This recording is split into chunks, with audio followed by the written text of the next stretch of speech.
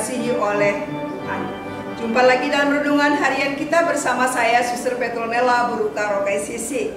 Hari ini hari Senin tanggal 30 Januari 2023, hari biasa pekan keempat. Bacaan Injil yang akan kita renungkan diambil dari Injil Markus bab 5 ayat 1 sampai ayat 20 dengan tema mewartakan perbuatan Tuhan dalam hidup kita. Lalu sampailah mereka di seberang danau di daerah Gesara. Baru saja Yesus turun dari perahu, datanglah seorang yang kerasukan roh jahat dari pekuburan menemui dia. Orang itu diam di sana dan tidak ada seorang pun lagi yang sanggup mengikatnya sekalipun dengan rantai. Karena sudah sering ia dibelenggu dan dirantai, tetapi rantainya diputuskannya dan belenggunya dimusnahkannya, sehingga tidak ada seorang pun yang cukup kuat untuk menjinakkannya. Siang malam ia berkeliaran di pekuburan dan di bukit-bukit sambil berteriak-teriak dan memukul dirinya dengan batu. Ketika ia melihat Yesus dari jauh, berlarilah ia mendapatkannya lalu menyembahnya. Dan dengan keras ia berteriak, "Apa urusanmu dengan aku, hai Yesus anak Allah yang maha tinggi? Demi Allah, jangan siksa aku." Karena sebelumnya Yesus mengatakan kepadanya, "Hai engkau roh jahat, keluar dari orang itu." Kemudian ia bertanya kepada orang itu, "Siapa namamu?" Jawabnya, "Namaku Legion, karena kami banyak." Ia memohon dengan sangat supaya Yesus jangan mengusir roh-roh itu keluar dari daerah itu. Adalah di sana, di lereng bukit, sejumlah besar babi sedang mencari makan. Lalu roh-roh itu meminta kepadanya, katanya, "Suruhlah kami pindah ke dalam babi-babi itu, biarkanlah kami memasukinya." Yesus mengabulkan permintaan mereka, lalu keluarlah roh-roh jahat itu dan memasuki babi-babi itu. Kawanan babi yang kira-kira 2000 jumlahnya itu terjun dari tepi jurang ke dalam danau dan mati lemas di dalamnya. Maka larilah penjaga-penjaga babi itu dan menceritakan hal itu di kota dan di kampung-kampung sekitarnya. Lalu keluarlah orang untuk melihat apa yang terjadi. Mereka datang kepada Yesus dan melihat orang yang kerasukan itu duduk, sudah berpakaian dan sudah waras, orang yang tadinya kerasukan legion itu. Maka takutlah mereka. Orang-orang yang telah melihat sendiri hal itu menceritakan kepada mereka tentang apa yang telah terjadi atas orang yang kerasukan setan itu dan tentang babi-babi itu. Lalu mereka mendesak Yesus supaya ia meninggalkan daerah mereka.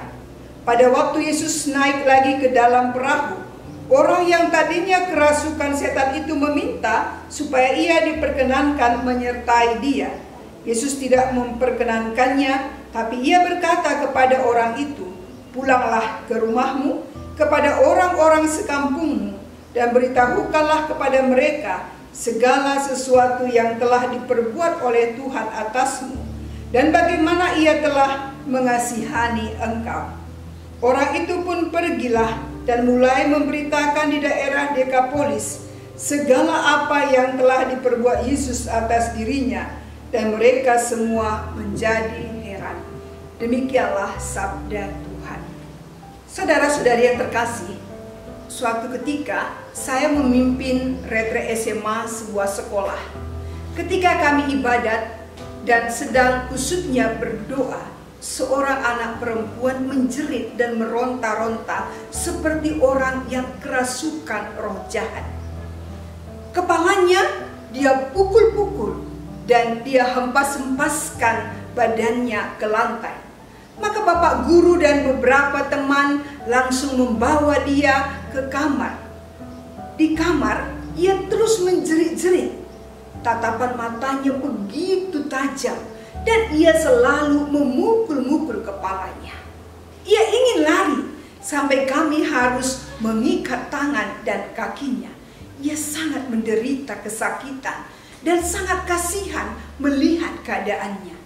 Kami bersama-sama berdoa agar Tuhan berbelas kasih dan melepaskannya dari roh jahat tersebut. Puji Tuhan, dengan doa-doa anak itu dapat disembuhkan.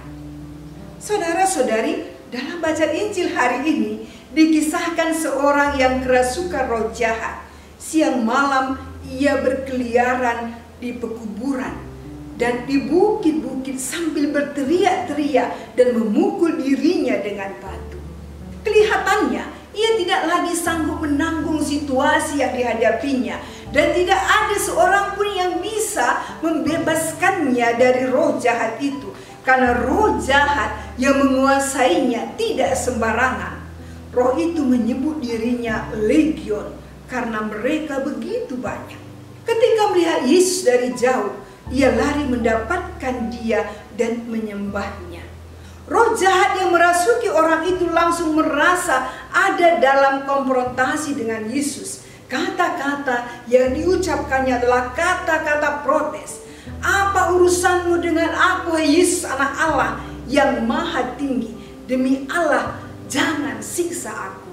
Dari ungkapan ini jelas bahwa roh jahat itu mengenal asal-usul dan martabat ilahi Yesus. Dan dia meminta agar Yesus tidak mengusirnya dari daerah itu.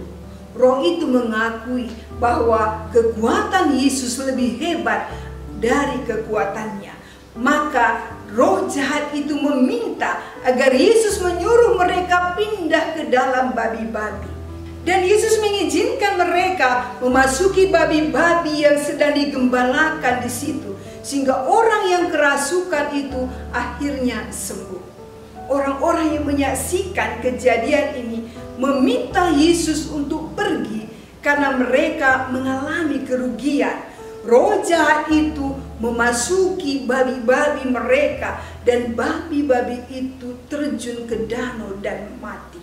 Sementara orang yang telah disembuhkan ingin menyertai Yesus, tapi Yesus menolak dan meminta ia pulang ke rumahnya, kepada orang-orang sekampungnya, untuk memberitakan kepada mereka segala sesuatu yang telah diperbuat oleh Tuhan atas dirinya, dan bagaimana Yesus telah mengasihi dia.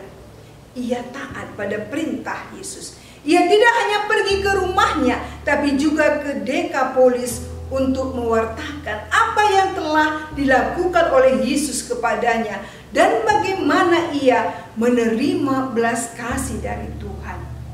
Saudara-saudari yang terkasih, dari peristiwa ini beberapa pelajaran penting yang bisa kita petik, yakni pertama, seperti orang yang dikuasai roh jahat datang kepada Yesus untuk dibebaskan, marilah kita juga datang kepada Yesus ketika kita sedang dikuasai oleh roh-roh jahat atau hal-hal lain yang membuat hidup kita terbelenggu dan menderita. Percaya kuasa Tuhan lebih hebat dari kuasa apapun di dunia ini. Kedua, pemilik babi-babi itu merasa marah dan mengusir Yesus karena perbuatannya merugikan mereka. Mari kita belajar untuk rela mengorbankan milik kita demi menyelamatkan orang lain yang sangat membutuhkan. Ketiga, seperti orang yang telah disembuhkan, yang taat melakukan perintah Tuhan untuk mewartakan perbuatan kasih Tuhan kepada orang lain. Mari kita juga taat mewartakan perbuatan kasih Tuhan yang kita alami dalam hidup kita kepada sesama, khususnya kepada mereka yang terbelenggu dan menderita, agar orang-orang itu juga dapat datang kepada Yesus dan menikmati belas kasih dari Tuhan.